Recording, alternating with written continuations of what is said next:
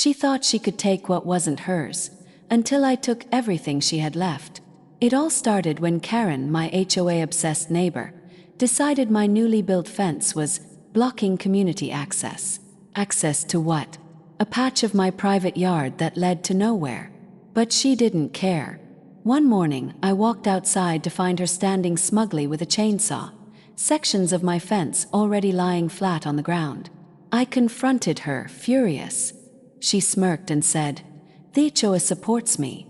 You'll replace it the way we want, or not at all." The arrogance in her voice made my blood boil. I called the cops, but she spun the story, claiming my fence violated HOA standards. The officers told it was a civil matter. Karen walked away untouched, grinning like she'd won.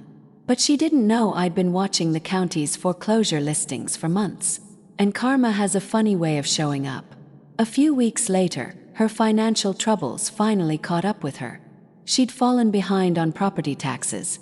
And guess whose strip of land along our property line was headed to auction? Hers. The same strip she'd claimed as community access. I showed up quietly at the courthouse, outbidding everyone in the room. For just a few $1,000s, I bought legal ownership of the property line she had fought so viciously to control.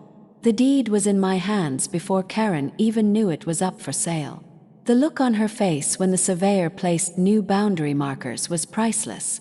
Her patio furniture, now technically on my property. Her garden shed. Half of it belonged to me. When she stormed over to scream about it, I simply handed her the legal paperwork and told her to step off my land. Karen tried to fight, of course, threatening lawsuits, shouting at board meetings, but it was useless.